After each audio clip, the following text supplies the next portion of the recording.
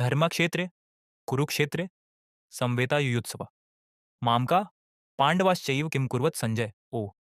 यह श्लोक भगवद गीता के पहले अध्याय का पहला श्लोक है। इसे धृतराष्ट्र ने अपने सचिव संजय से कहा, जो दिव्य दृष्टि के माध्यम से कुरुक्षेत्र युद्ध का विवरण सुनाने में सक्षम थे।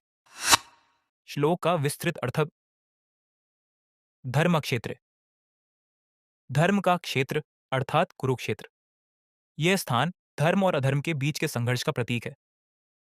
कुरुक्षेत्र, कुरुक्षेत्र एक भौगोलिक स्थान है, लेकिन यह जीवन में संघर्षों और कर्तव्यों का भी प्रतिनिधित्व करता है। संवेता युयुत्सव, लड़ाई के इच्छुक लोग, यानी वे जो युद्ध के लिए तैयार हैं।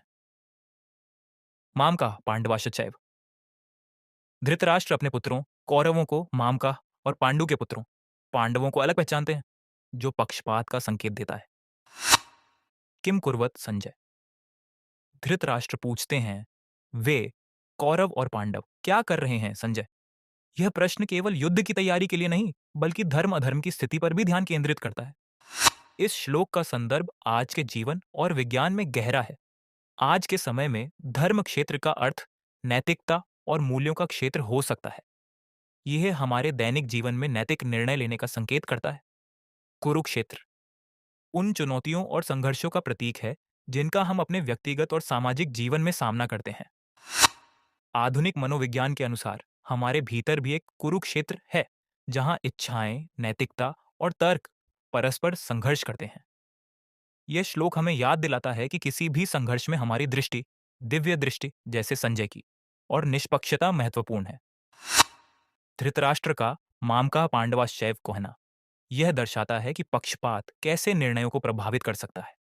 यह आधुनिक नेतृत्व और प्रबंधन में महत्वपूर्ण है, जहां निष्पक्षता आवश्यक है।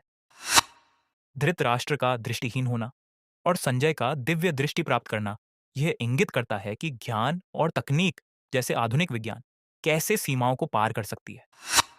आज कृत्रिम बुद्धिमत्ता और वैज्ञानिक खोजें हमें दिव्य दृष्टि का अनुभव देती है, जैसे दूरस्थ निगरानी, सैटेलाइट इमेजिंग और आभासी वास्तविकता। यह श्लोक हमें कर्तव्य और नैतिकता के बीच संतुलन बनाए रखने की प्रेरणा देता है। आज यह राजनीति, न्यायपालिका और व्यक्तिगत जीवन के लिए प्रासंगिक है। जैसे कुरुक्षेत्र में अर्जुन ने कर्तव्य पर ध्यान केंद्रित किया, वैसे ही आज हमें अपनी प्राथमिकताओं पर ध्यान देना चाहिए। विज्ञान और तकनीक हमें सटीक जानकारी प्रदान कर सकती है, लेकिन नैतिकता से जुड़े निर्णय हमें स्वयं लेने होंगे। संजय की तरह हर व्यक्ति को अपने भीतर झांकने और सत्य को देखने का प्रयास करना चाहिए। यह श्लोक न केवल धर्म और युद्ध की पृष्ठभूमि में प्रासंगिक है, बल्कि यह आत्म मंथन, विज्ञान और आज की सामाजिक संरचना में भी गहरा संदेश देता है।